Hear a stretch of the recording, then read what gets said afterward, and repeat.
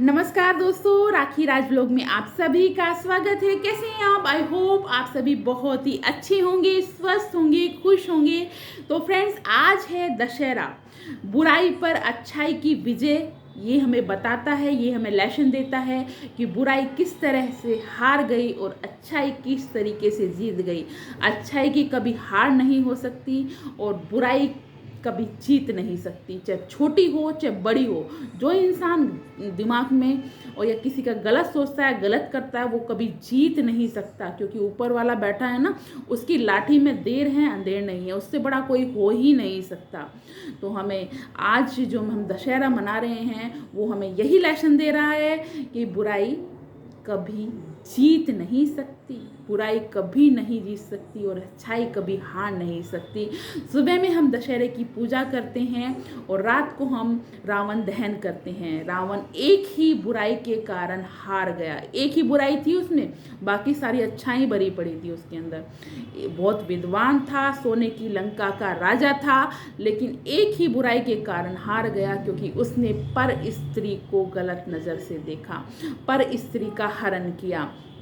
तो एक ही बुराई के कारण रावण हार गया और उसकी क्या हुई, हार हो गई। तो फ्रेंड्स, रावण तो हार गया है, लेकिन हम लोगों को यही शिक्षा लेनी चाहिए कि हमें हार नहीं माननी, और हार नहीं मानने के लिए हमें सारे काम अच्छे करने हैं, कोई भी बुरा काम नहीं करना है। यही हमें लेसन देता है दशहरा। तो आप सभी का दशहरा कैसा रहा ज़रूर कमेंट्स करके बताइएगा, और आप सभी को हैप्पी दशहरा। आपके पूरे परिवार को दशहरे की बहुत बहुत शुभकामनाएं मेरी तरफ से। तो एंजॉय कीजिए अपने फेस्टिवल्स। तो बढ़ते हैं टॉपिक की ओर। आज मैं एक रिएक्शन वीडियो लेकर आई हूँ, जैसे कि मैं हमेशा लेकर आती हूँ स्नैपी गर्ल के लिए। मैं वैसे रिएक्शन वीडियोस नहीं बनाती हूँ, लेकिन स्नैपी गर्ल का चैनल मैं काफ़ी समय से वॉच कर रही हूँ। काफ़ी उतार चढ़ाव मैं उस फैमिली में देख रही हूँ। पूरी फैमिली को पसंद करती हूँ, पूरी फैमिली की वीडियोस को वॉच करती थी और देखती थी, लेकिन काफ़ी उतार चढ़ाव हो रहे हैं, काफ़ी परेशानी आ रही हैं लाइफ में। लेकिन परेशानी तो लाइफ का हिस्सा है, जब तक जिएंगे तब तक ये उतार चढ़ाव बने रहेंगे, चलते रहेंगे। और मैं जो आज बात करने जा रही हूँ वो ध्यान से सुनिएगा और वीडियो को फुल वॉच कीजिएगा, क्योंकि अगर आप बीच में स्किप कर देंगे तो आपको पता नहीं चलेगा कि मैं कहना क्या चाहती हूँ, मैं किस बात के लिए मतलब किस बात को मैं एक्सप्लेन करना चाहती हूँ अच्छी तरीके से, आपको पता नहीं चलेगा अगर आप बीच में स्किप कर देंगे। और अधूरा ज्ञान बहुत खतरनाक होता है, तो ये मेरी रिक्वेस्ट है। अब अगर आप स्टार्टिंग कर रहे हैं तो आप वीडियो को लास्ट तक देखिएगा, और अगर वीडियो पसंद आती है तो लाइक कीजिएगा। और कोई भी अगर कमी आपको लगती है कि मैंने ये चीज़ गलत बोल दी, नहीं बोलनी चाहिए, तो आप कमेंट्स करके मेरे को बता सकते हैं। मैं आपके हर सवाल का जवाब देने के लिए हमेशा तैयार हूँ। और अच्छा लगे तो चैनल को सब्सक्राइब भी कर लीजिएगा। इसी तरीके की अच्छी अच्छी वीडियोस मैं आपके लिए लाती रहूँगी। तो स्टार्ट करते हैं अपना टॉपिक। तो फ्रेंड्स, अंशु 4 साल की बच्ची थी जब उसकी बुआ ने उसको गोद ले लिया। वो गोद लिया, अपने पास ले आए, क्योंकि उनके बच्चे बाहर पढ़ने चले गए, और बाहर पढ़ने चले गए तो उनका मन नहीं लगता था, तो वो 4 साल की बच्ची को अपने पास ले आए। तो 4 साल का बच्चा कितना छोटा होता है, बहुत छोटा होता है, मासूम होता है, बोलना ही आता है उसे, और स्कूल जाना उसने शुरू किया होता है। तो कितनी मासूम सी छोटी सी बच्ची को वो ले आई, और उनके जो मतलब अंशु के पेरेंट्स ने अपनी बहन को बच्ची दे भी दी। तो बहन भाई में कितना प्यारा रिश्ता है ये आप समझ सकते हैं, वरना कोई भी अपने बच्चे को इस तरीके से किसी को नहीं दे सकता, चाहे किसी का कितना भी घनिष्ठ संबंध हो। बच्चे को देने के लिए भी एक जिक्र होना चाहिए, एक अच्छा रिश्ता था, इसीलिए उन्होंने अपनी बहन को अपनी बच्ची दे दी। बहन ने बच्ची को पाला बड़ा किया, अब 16 साल की बच्ची हो गई। इस बीच में बहुत सारे उतार चढ़ाव परिवार ने देखे, बहुत सारे उतार चढ़ाव पूरी फैमिली ने देखे। भाभी भी आई, सपना की व्लॉगिंग हम देखते हैं। तो मैं इन सब चीज़ों को लेकर इसलिए आई, तो बहन भाई में कितना प्यारा रिश्ता है। बुआ को बुआ को वो मम्मी कहने लगी। बुआ ने बच्ची को पाला बड़ा किया, पढ़ाया लिखाया, सारे काम किए, पूरे घर से अच्छा रिश्ता हो गया, भाइयों की बहन हो गई और भाभी भाभी के साथ उसका रिश्ता माँ बेटी जैसा हो गया। क्योंकि अंशु ब्लॉगिंग में बताती है कि उसका अपनी भाभी से कितना प्यारा रिश्ता है। वो डोल की तरह उसको तैयार करती थी, उसकी चोटी करती थी और सपना खुद बताती है कि वो उसको अपनी बेटी मानती है। लेकिन मैं फिर भी कहूँगी बेटी मानना या माँ जैसा होने में बहुत फ़र्क होता है। मेन जो रिश्ता है उसका, मैं दिल से जो कहती हूँ, उसका अपनी बुआ जिन्होंने उसको पाला और जन्म देने वाले पेरेंट्स से है। सपना से जो रिश्ता है वो मधुर होगा, बहुत प्यारा होगा, लेकिन माँ जैसा होगा माँ का नहीं, माँ जैसा होगा माँ का नहीं। तो अब सारी सिचुएशंस आप सभी लोग जानते हैं, सब कुछ अलग हो गई है। जो एक फैमिली हुआ करती थी वो 3 हिस्सों में बट गई है, ये अंशु ने बोल दिया। अंशु ने अपने ब्लॉग में बोला है कि अब वो एक फैमिली नहीं है, वो 3 जगह बट चुकी है, 3 जगह अलग अलग फैमिली हो चुकी हैं। तो 3 जगह जब अलग अलग हो गई है तो सारी सिचुएशंस बदल गई हैं, सारी बातचीत बदल गई है, सारे संबंध बदल गए हैं।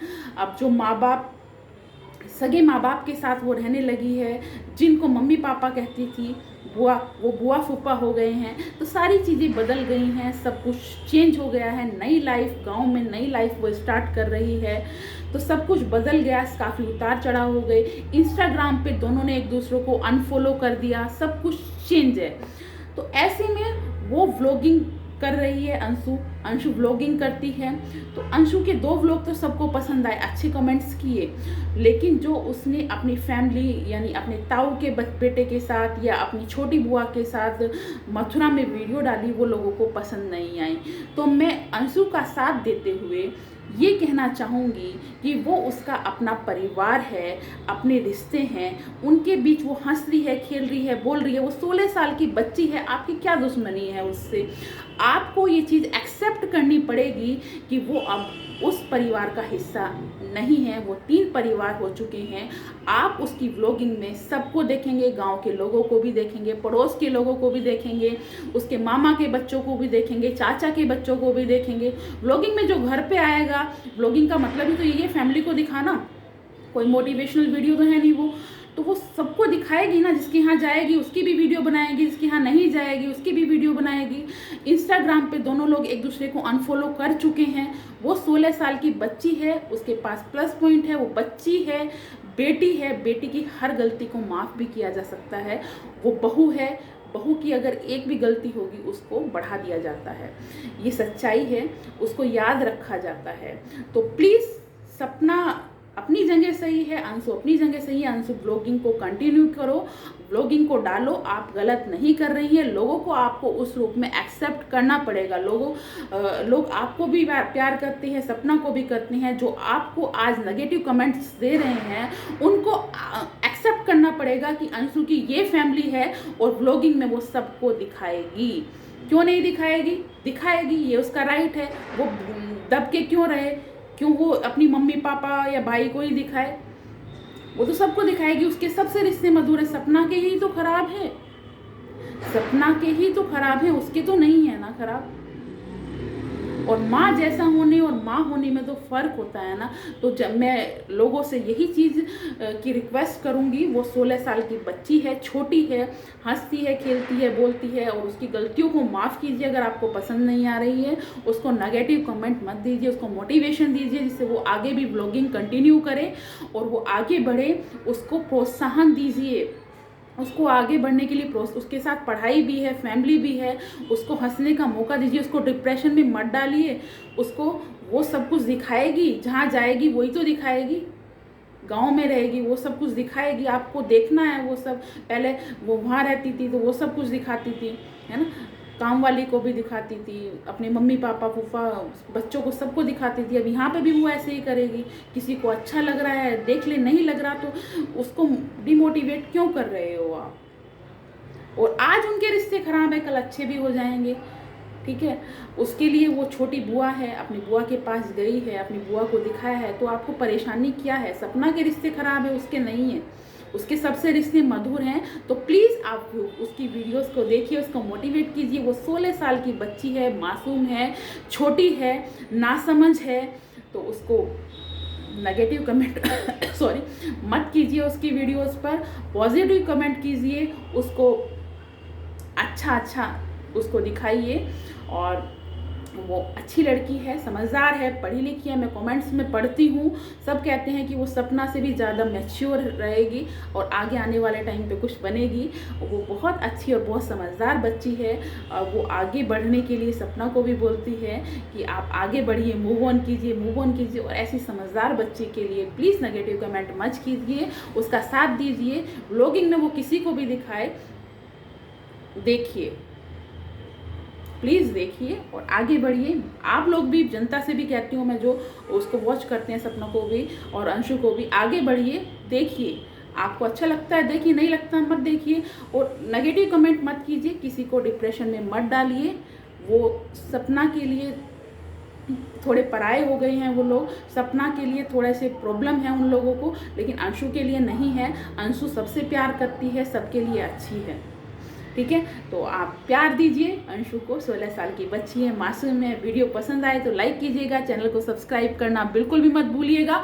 और कोई भी आपको प्रॉब्लम है तो कमेंट बॉक्स में कमेंट्स कीजिए। नेगेटिविटी मत फैलाइए, पॉजिटिविटी फैलाइए, किसी को गलत मत बोलिए, डिप्रेशन में मत डालिए, आगे बढ़िए, मूव ऑन कीजिए। और अच्छी वीडियोस को देखिए, सबको प्यार दीजिए। कोई गलत नहीं है, सब अपनी अपनी जगह सब लोग अच्छे हैं। तो bye bye, tata, happy Dussehra. Ravan दहन देखने ज़रूर जाना, मैं भी जाऊंगी और कल या परसों ब्लॉग आ जाएगा उसका। तो बाय बाय दोस्तों, बाय बाय, टाटा।